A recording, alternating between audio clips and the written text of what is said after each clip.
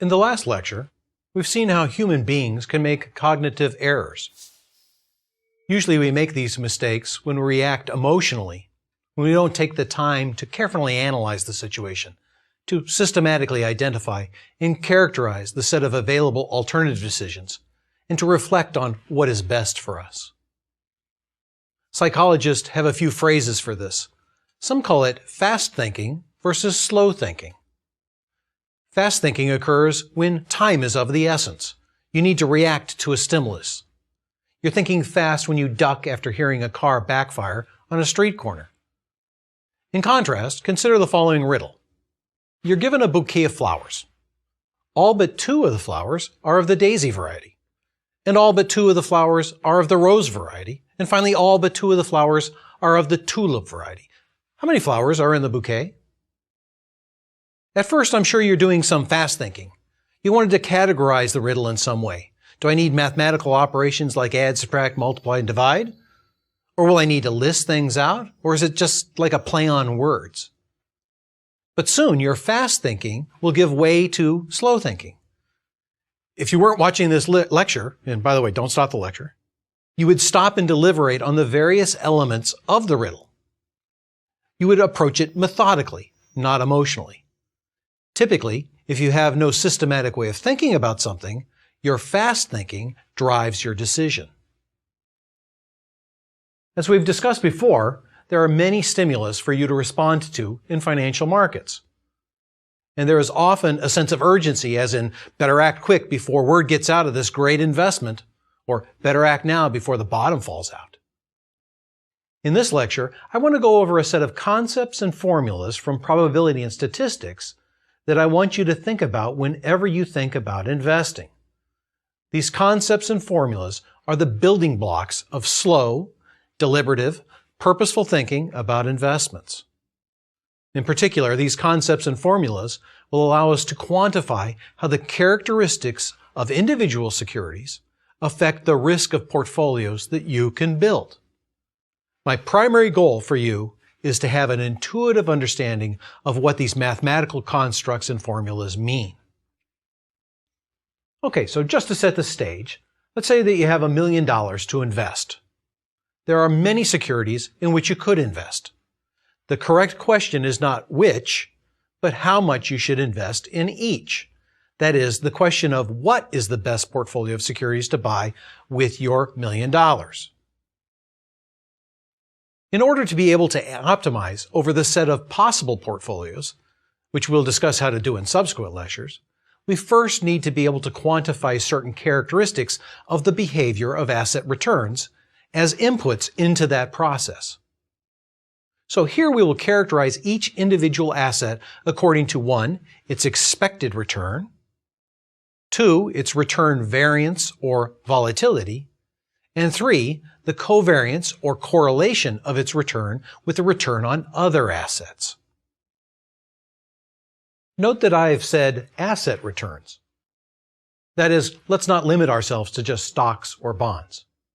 In fact, everything we discuss here applies to any asset, including housing and human capital, in addition to stocks and bonds.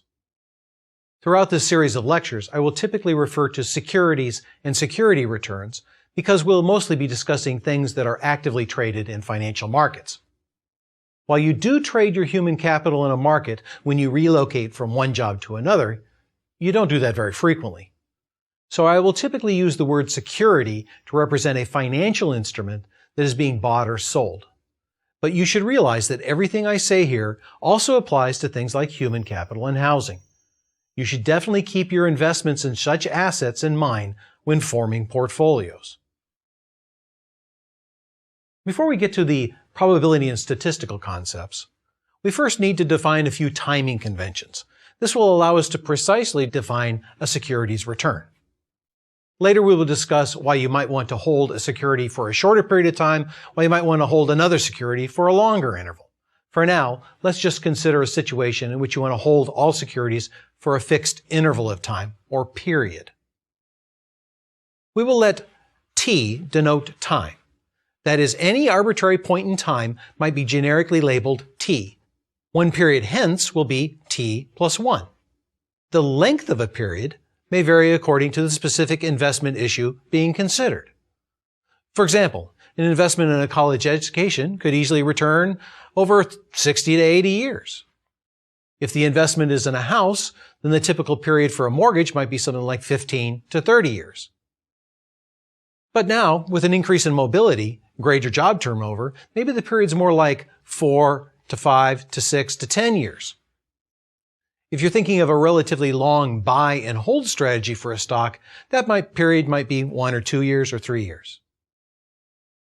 At the other extreme, there are many professional investment firms that seek to exploit very short-run trends created by a temporary drying up of market liquidity. These firms use computer algorithms to both identify such trends and to submit trades in fractions of seconds. These strategies are referred to as high-frequency trading, or HFT. Such HFT firms compete by being able to execute trades in less than a millisecond. For perspective, realize that the reaction time of a top athlete in Beijing, in the Beijing Olympics, was clocked at between 160 and 190 milliseconds. Thus, these firms have to use computers. While you could train an Olympic athlete to trade, they're just too slow. We will discuss reasons why we might want to vary the length of period later. But for now, think of the period as something like a quarter, say 3 months or a year. Next, consider the return of an individual security over a period from T to T plus 1. There are two components to any return. The first is due to the change in the price of the security. This is called the capital gain. There might be a capital loss if the price falls. The second is due to any cash flow generated during that interval. For stocks, the payment of a dividend creates such a cash flow, while coupon payments are the source of cash flows for bonds. The return due to the payment of a dividend is referred to as the dividend yield. Regardless of whether we are talking about a stock, a bond, or a derivative security, such as a call option, we're going to let P sub T denote the price at T. Now notice what I've said here. P sub T, that stands for P with a subscript of T. We're going to let P sub T plus 1 denote the price 1 period hence at T plus 1. And we're going to let D sub T plus 1 be the value at T plus 1 of any cash flows generated during the interval from T to T plus 1. Okay, so given these conventions, the return of a security from T to T plus 1, which we will denote by R sub T, is defined as following. R sub T is going to be equal to D sub T plus 1 divided by P sub T, that's all by itself, plus the quantity P sub T plus 1 minus P sub T, that's the change in the price, all of that divided by the price you paid, P sub T. That is, the first part is the percentage due to the dividend payment, and the second part is the percentage capital gain. If you paid, for example, $100 for a security that paid a $5 dividend and sold for $93 at the end of the period, your return is comprised of the dividend yield of 5 divided by $100, or 5%. But a capital gain of 93 minus 100, all of that divided by 100, which is equal to negative 7%. Thus, the total return is 5% minus 7%, or negative 2%. At the time when an asset or a security is purchased, the return on that security over the next period may be viewed as a random variable. It may seem kind of strange to reduce the behavior of a firm in its return to a number, and a random number at that. Finance people are not trying to be demeaning or diminish the importance of all the hard work that managers and employees contribute to the profitability of the firm. Rather, quite the contrary. They are simply highlighting the fact that relative to most people's information, there are so many things that affect the performance of a firm that it's almost impossible to predict how those things will evolve over time. Although some of those things may be predictable, many are not. As such, we model the implications of these unpredictable things as random variables. Furthermore, as we'll see in lectures 5 and 6, there are good justifications for why returns should be random. We'll discuss that later. Given the way that we have defined returns, there are two sources of randomness that might creep in. One source of randomness is due to changes in the market value of the securities as reflected in the future price P sub t plus 1 relative to the current price P sub t. As we'll discuss in detail in Lecture 5, the market value of the security changes when there's new information that comes to light concerning the future cash flows of the security. Since news by its very nature is unpredictable, else it would not be news, the future arrival of news is random, and as a result, the future price will differ from the current price in random ways. A second source comes from any unpredictable changes in the cash flows d sub t plus 1. The dividends paid on common stock are not fixed. Rather, it is up to the firm's management to decide how much to pay out as a dividend. If the management thinks that it has a better use for the money than their shareholders, they may cut their dividend and keep the money in the firm. On the other hand, they may not have enough money on hand, say due to poor sales, to pay what they have paid in the past. In either case, the value of dt plus 1 is not fully predictable at t. Having said that, though, firms try to keep their dividends fairly constant over time. The management is said to smooth dividends as they try to make them less random. For bonds in which d sub t plus 1 represents a coupon payment, there can be randomness in d sub t plus 1 due to the possibility of default, in which the bond issuers cannot satisfy their promised payments. In addition to the direct effect of a random d sub t plus 1 on the randomness of the return, the realized value of d sub t plus 1 may also affect the market's belief about the security's value, which can affect p sub t plus 1, and contribute to the randomness of the return via the first channel we talked about, the capital gain. In the case of stocks, a drop in the current dividend may signal to the market that the firm is not going to pay dividends at the same rate as they paid in the past, thus lowering the market's value of the stock.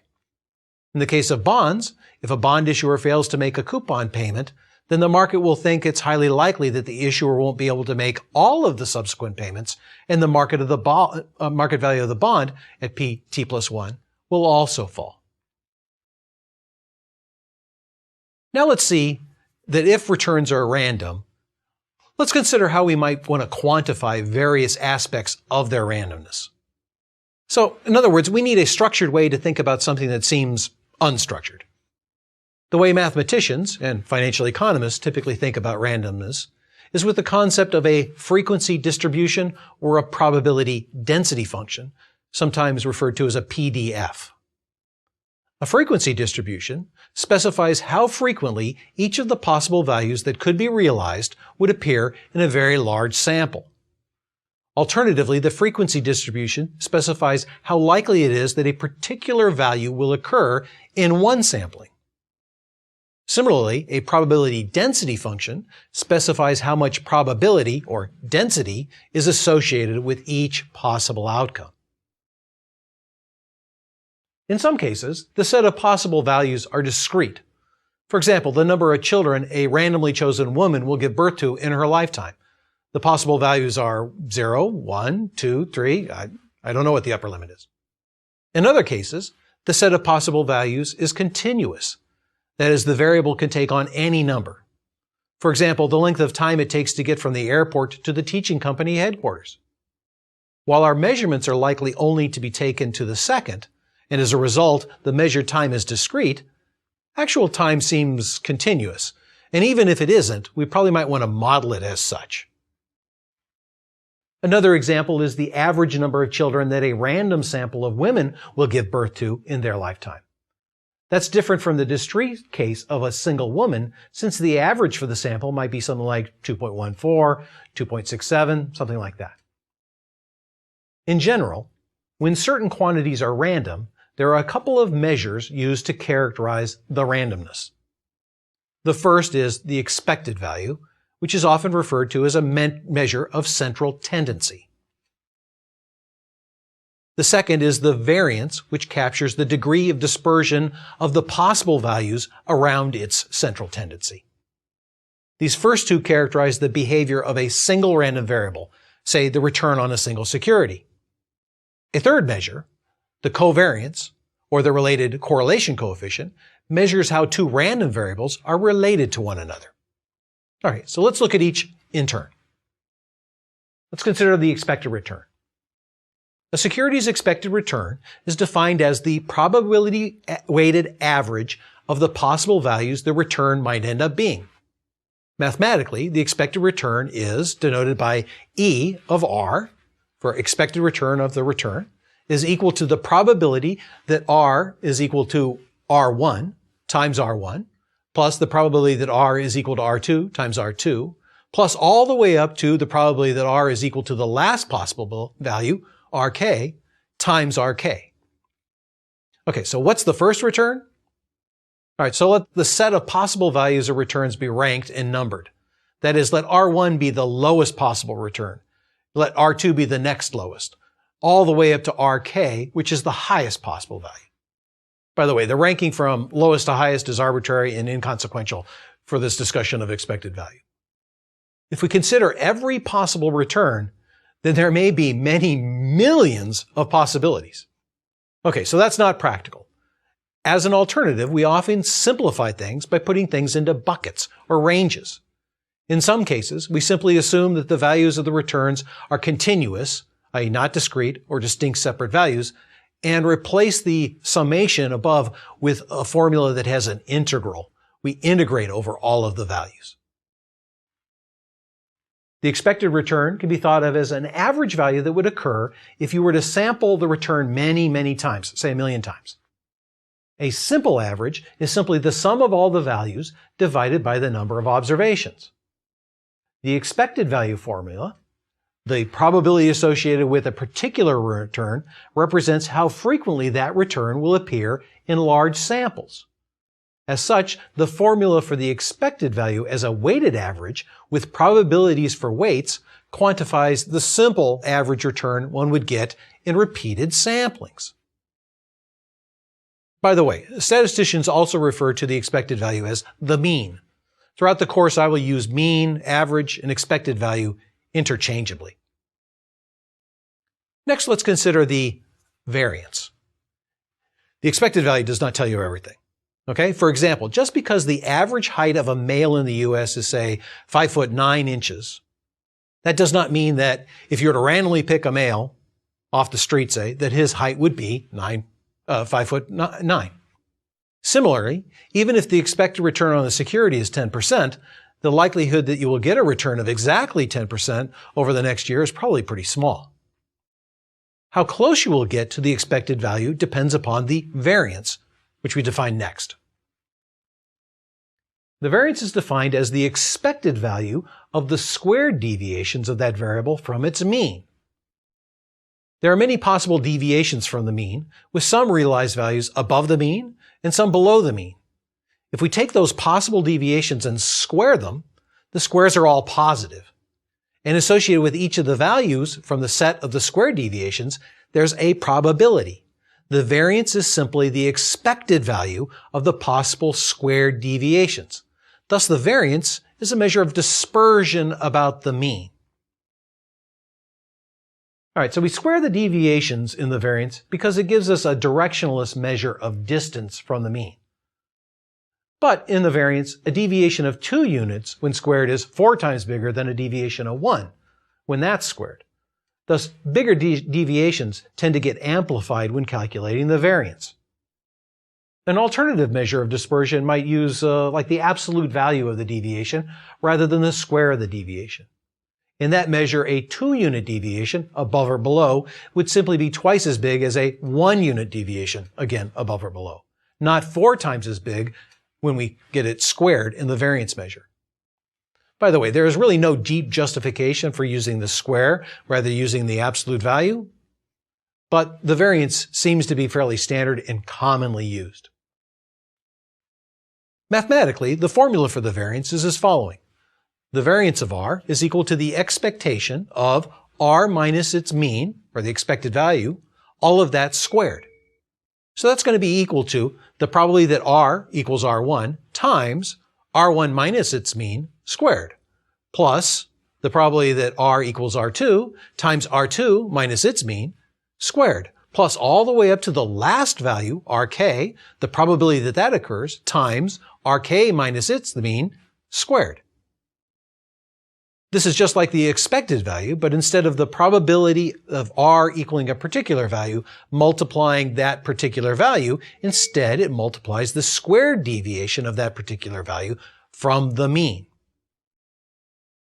Thus, if we consider the variance of a stock that returns 10% half the time and negative 10% the other half the time, the variance will be calculated as follows.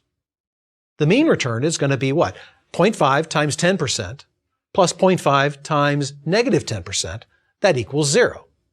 Thus, the two possible squared deviations are going to be, 10% minus 0 squared, and also negative 10% minus 0 squared, both of which equal 0.01.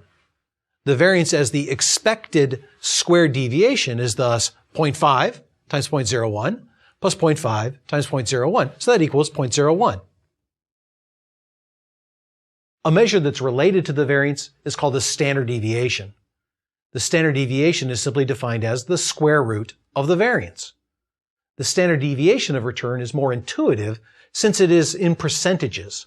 A variance, instead, is in percentages squared. Think of the standard deviation as a kind of average for the size of a deviation from the mean return percent. So, for example, for the 10% plus minus 10% stock, the variance is 0.01% squared, while the standard deviation is going to be the square root of 0.01% squared, which is equal to 0.1 or 10%. Another thing I want to mention here is that the convention is to call the standard deviation in returns volatility. In standard conversational English, there's really no distinction between variance and volatility. Both mean variability around some norm. But in investments, there's a big difference, and that difference is the square root. So the standard deviation is always the square root of the variance. The standard deviation, as a measure of average deviation, is really useful. In fact, if returns are normally distributed, like a bell-shaped curve, then the return in a given period will land somewhere between the expected return plus or minus one standard deviation approximately 2/3 of the time. Plus or minus 2 standard deviations covers almost 95% of the outcomes on average. That is, the return will be less than the mean minus 2 standard deviations only 2.5% of the time, and the return will be the mean plus 2 standard deviations above that only 2.5% of the time. Thus, the extreme values account for only approximately 5% when combined. For example, say you got $1 million to invest in a portfolio of securities that has a mean return of 10% per year and a standard deviation of 15%. This is not unrealistic. By the end of the year, you will have on average 1 million times 1.1, which gives you $1,100,000 on average. But approximately 2.5% of the time, your $1 million will have fallen below $800,000. This is true since 2 standard deviations is 2 times 0.15, where a standard deviation is 15%, that equals 30%. Thus, a return of 1.1, or 10%, minus 30% is a loss of 20%. If the standard deviation is smaller, then such a fall is much less likely to happen. Next, let's consider the covariance and correlation. Before we get to the definition, however, let me motivate why this is important. Recall that the variance or the volatility quantifies how unpredictable a variable is. As such, you might be tempted to think of the variance or the standard deviation as a measure of risk. The most important idea of this course, however, is the notion that one cannot measure the risk of an individual security without considering it in the portfolio in which it will be held. If one holds a portfolio of securities, a collection of various amounts of money invested in a variety of different securities, then the variance of the return on the portfolio will represent risk to that investor. But how does the variance of an individual security contribute to the variance of the return on the whole portfolio? The variance of a portfolio return is much more complicated than that of an individual security because we need to know how the return of one security is related to the return of another.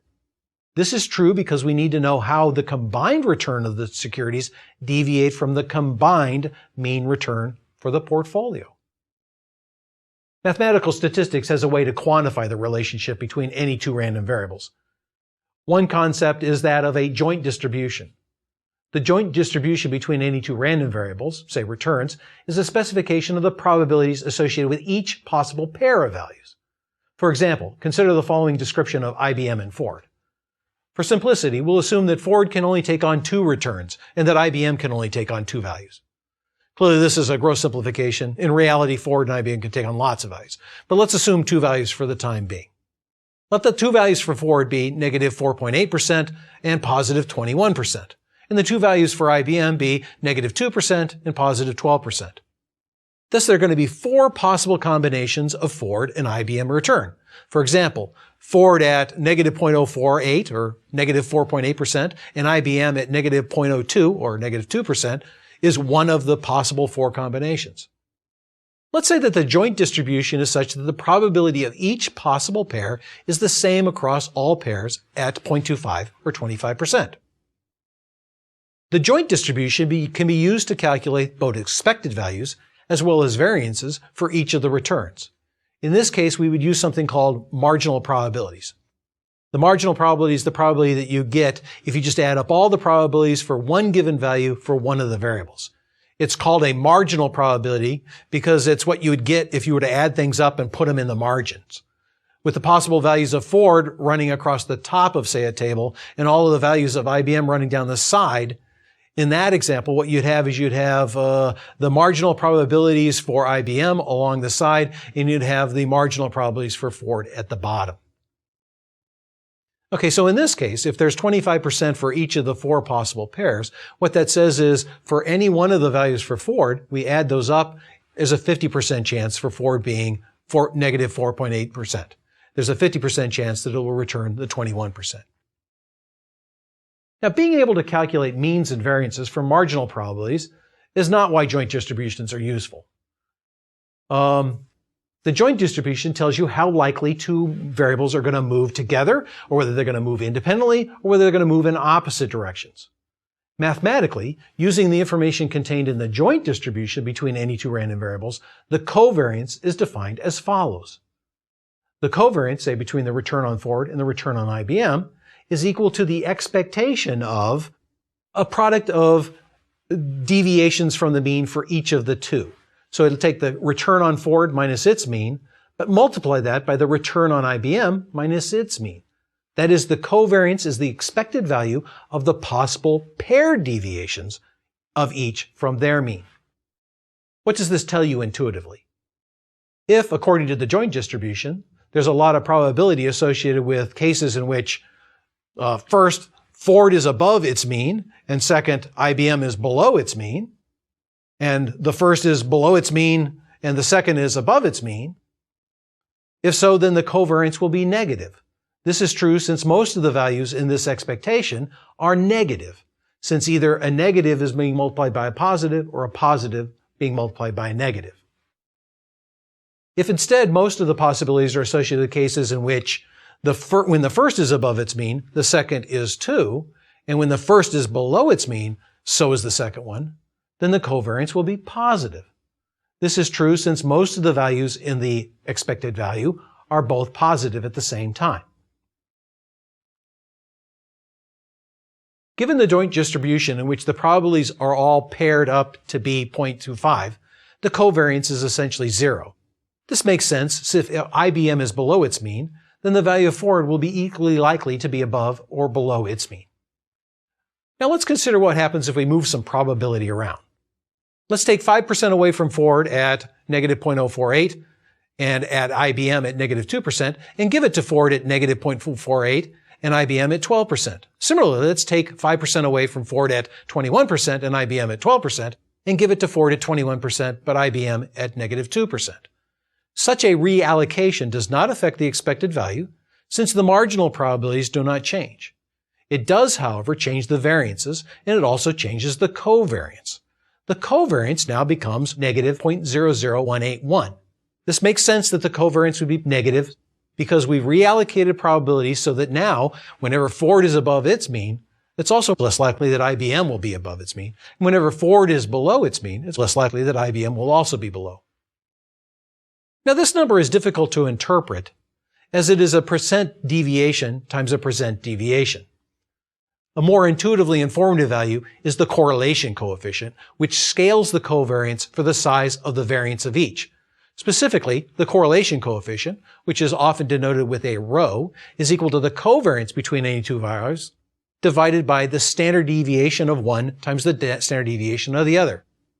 In the case of Ford, by the way, and IBM, we have a covariance of negative 0.00181. We're going to divide that by the variance. The variance of Ford is 0.01664, and the variance of IBM is 0.0049. If you do that calculation, what you see is the correlation ends up being negative 0.2. In general, correlation coefficients range from 1 to negative 1. If the correlation between two variables is 1, then it's the case that one of the variables is a constant multiple of the other. That is, you know the value of one, you're going to know what the value of the other one is. For example, if the return on Sleesco is always half the return on Ford, then knowing the return on Ford is 10% allows you to perfectly predict that the return on Sleesco is going to be 5%. Knowing one allows you to perfectly predict the other. At the other extreme, two variables can be perfectly negatively correlated. When one is up, the other one is exactly down. And then at a middle ground, they can be completely uncorrelated, with the correlation being 0. So to summarize, the sign of the correlation tells you something about what's the direction of the relationship. If it's 0, there really is no relationship. The closer you get to 1, or the closer you get to negative 1, that tells you something about the strength of the relationship. Okay, so what we've seen throughout this lecture is a sort of standard set of ways to characterize the randomness of random variables.